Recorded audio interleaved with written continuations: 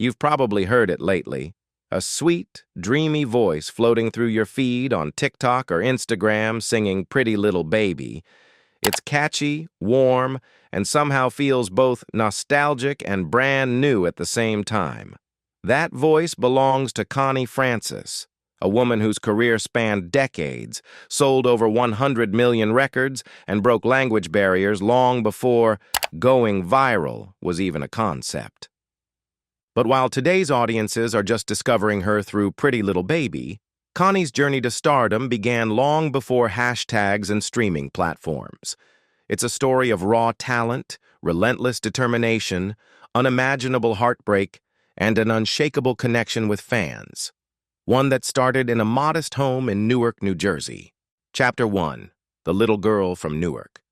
Connie Francis, born Conchetta Rosa Maria Franconero, came into the world on December 12, 1937, in the bustling city of Newark, New Jersey. It was the kind of winter where the air felt sharp enough to bite, but inside the Franconero household there was warmth, the kind of warmth only a tight-knit Italian-American family can create. Her father, George, was a proud man. The kind of father who believed in discipline, hard work, and doing things right the first time. Her mother, Ida, had a softer presence, but was no less strong. Together, they filled their modest home with the smells of simmering tomato sauce, the chatter of relatives speaking Italian, and the steady hum of music from the radio. Music wasn't just background noise for Connie, it was a part of her daily life. Even before she could walk, she would hum along to whatever was playing. One of the family's favorite stories was how toddler Connie would sing herself to sleep in her crib, her little voice carrying through the house. George noticed this, and unlike most parents who might smile and move on, he saw potential. He decided to shape it. By the age of 4, Connie was standing in the living room, singing scales and simple tunes under her father's watchful eye. If a note wasn't perfect, George made her do it again and again. I've heard old neighbors say they'd see her practicing in the window while other kids played stickball in the street. That kind of discipline wasn't easy for a child, but George believed he was preparing her for something big, and he was right. When Connie was 10 years old, she got her first real break, an appearance on a TV variety show called Startime Kids. Television was still a novelty back then, and having your child on the screen was like sending them to the moon. My own parents tuned in that night, and my mom would later tell me she had this glow about her, like she belonged there. That first appearance planted a seed. Neither Connie nor anyone watching could have imagined just how tall that seed would grow. Chapter 2. The Road to Who's Sorry Now. If this were a fairy tale, Connie's big break would have come right after Startime Kids. But the truth? It was years of rejection, frustration, and dead ends. In her teens, she recorded several singles for small labels, but none made an impact. One of those was a track called Freddie. Connie thought it might be her moment. The song was catchy, the vocals were strong. But when it flopped, she realized talent wasn't enough. You needed timing, luck, and the right song. The music industry at the time was a tough place for young women. If you didn't have a hit within a few tries, record labels moved on. Connie was getting dangerously close to that point, but George refused to let her quit. He had a phrase he'd repeat so often that it became a family motto: "The next one will be it." He believed it with every fiber of his being, and in 1958, he proved himself right. During what was supposed to be an ordinary recording session, George walked into the studio holding a sheet of music for a song from 1923 called Who's Sorry Now? Connie's first reaction was disbelief. "Daddy, nobody wants to hear this old thing," she told him. But George insisted. That moment, that single act of persistence, would change everything. Connie recorded it, not realizing it would become her signature.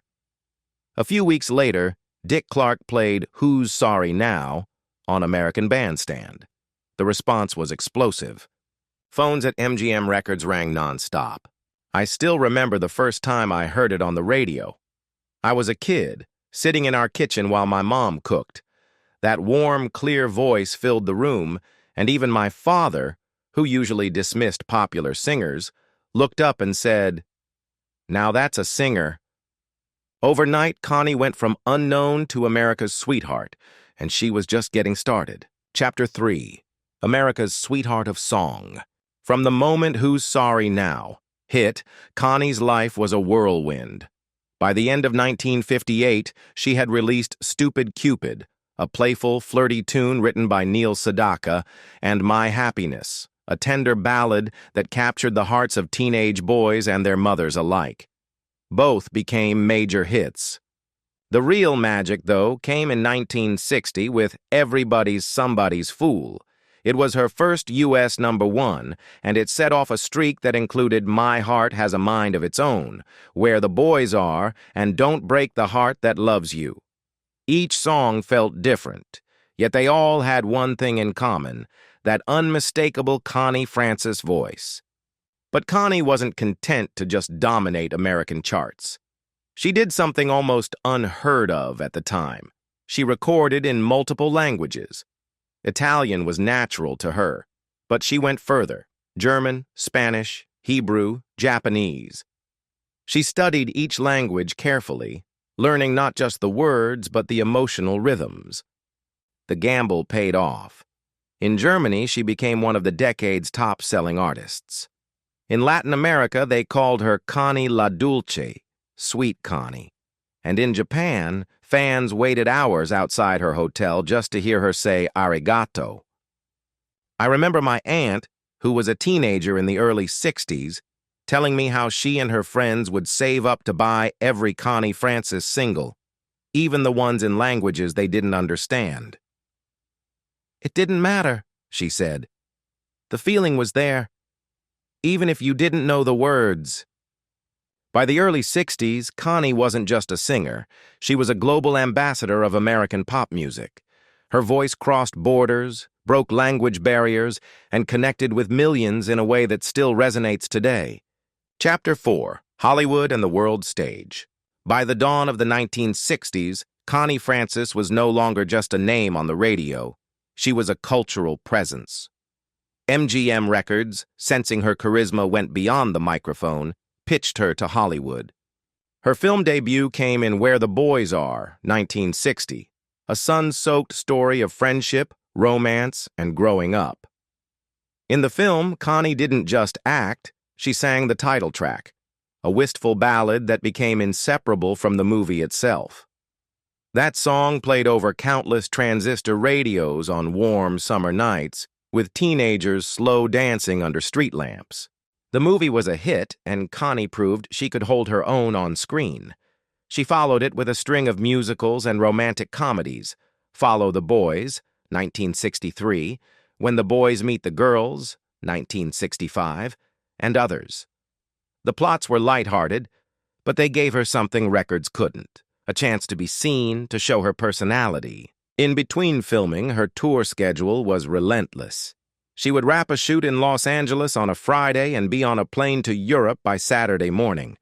In Tokyo, crowds packed the airport just to catch a glimpse of her stepping off the plane, many holding signs written in Japanese calligraphy that read, "Welcome, Connie."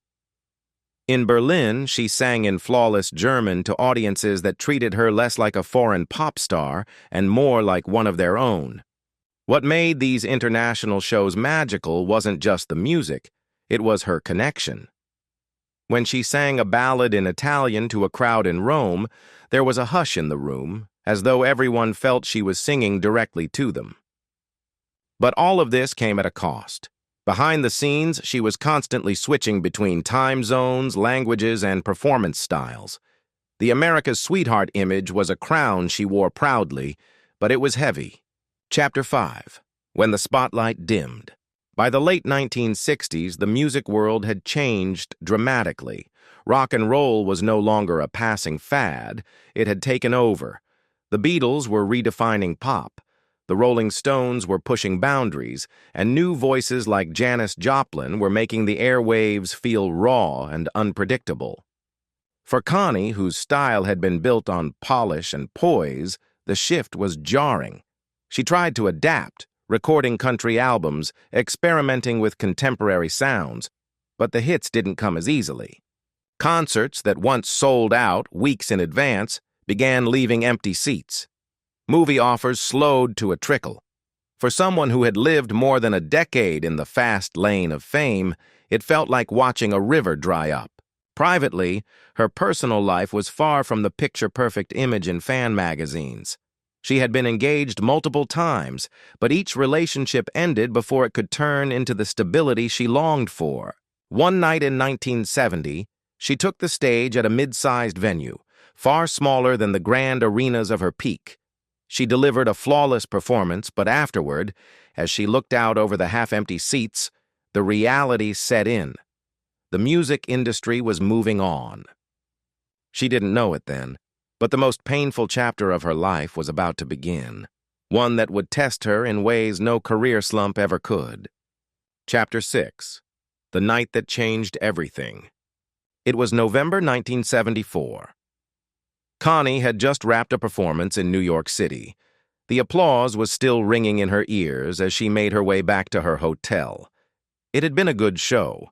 One of those nights where the voice felt strong, the band was tight, and the crowd had been warm and generous. The hotel room should have been a place of rest, a temporary sanctuary before the next engagement. She'd stayed in hundreds of rooms like it over her career. The neatly folded towels, the small writing desk, the distant hum of city traffic through a closed window. But that night, her safe space became a nightmare. She was violently attacked in her own room, a crime that would shake her to her core. The details were harrowing, and while she would rarely speak about them publicly, the trauma was something she carried for the rest of her life. In the days after, the woman who had once flown across the world without hesitation found herself afraid to travel, afraid to be alone. Hotel rooms became impossible. The thought of closing a door and being trapped inside filled her with dread. For a touring artist, this was devastating. Her career, already navigating the challenges of changing musical tastes, now faced an even greater obstacle: the inability to physically and emotionally be where her work demanded she go. Depression took hold, and the once bright lights of her stage life dimmed to near darkness. For months, the music stopped. Chapter 7. Fighting Back. Recovery wasn't a single moment. It was a slow, grueling process, filled with setbacks. Connie sought therapy to process the trauma, often reliving the fear to strip it of its power. Some days, the work felt impossible, but she was determined not to let that night define her forever. Slowly, she began to take steps back toward her career, and then another blow. A nasal surgery, intended to improve her breathing and vocal quality, went horribly wrong. The precision and clarity of her voice, her greatest gift, was suddenly compromised. For a singer whose instrument was her identity, it felt like a second cruel theft. Still, Connie refused to give in. She retrained her voice, working daily with vocal coaches, carefully re-strengthening the notes that had once come effortlessly. It took years, but by the late 1970s, she was back in the recording studio. When she returned to the stage in the 1980s, the reception was overwhelming. Fans who had followed her since Who's Sorry Now packed venues to see her again. Many brought old vinyl records for her to sign, holding them like precious family heirlooms. One man in his 60s handed her a faded concert program from 1961, telling her he had met his wife the night of that show. Connie smiled, signed the program, and thanked him. And for a moment, all the years and hardships seemed to vanish. But her comeback wasn't just about music. Connie took on a new role as an advocate for victims of violent crime, speaking out about the need for better safety measures in hotels and public spaces, testifying in support of legislative changes, and becoming a visible figure for those whose voices were often ignored. She knew her platform could be used for more than entertainment. It could create change. In the years that followed, she remained a beloved presence, occasionally performing, appearing at tribute events, and engaging with a new generation of fans online. Even as the pace of her career slowed, her spirit never dimmed. Chapter 8. Legacy of a Voice. By the time of her passing, Connie Francis had achieved more than her own lifetime could contain. Over 100 million records sold, songs recorded in more than a dozen languages, and chart-topping hits across multiple continents. Her legacy was visible in every corner of the world. But the real story was in the moments that couldn't be measured. The young Japanese fan in 1962 who learned English just to understand Where the Boys Are. German audiences who sang her songs back to her, line for line, in their own language. The teenager from Buenos Aires who wrote that Malagueña had inspired her to become a singer herself. Decades after her first hit, her music found a surprising resurgence. In 2025, her 1962 recording Pretty Little Baby went viral on social media, TikTok, Instagram, reintroducing her voice to a generation she had never met. On July 16, 2025, Conchetta Rosa Maria Franconero, known worldwide as Connie Francis, passed away peacefully in Pompano Beach, Florida, at the age of 87. She had been hospitalized days earlier with a pelvic fracture and pneumonia. Her death marked the end of an extraordinary life, yet even in her absence, her voice continues to travel the world, finding new ears and hearts every day. Connie's story is not just one of fame. It's about the arc of a life lived in full, the dizzying highs, the crushing lows, and the stubborn, unshakable will to keep singing. She was the girl from Newark who sang her way into the world's heart, the woman who survived unspeakable pain, and the legend whose voice refuses to fade. Some artists leave songs behind. Connie left an entire soundtrack to love, to loss, to hope, and it will play on as timeless as the first note she ever sang. If Connie's story touched you, click like so more people can discover her journey.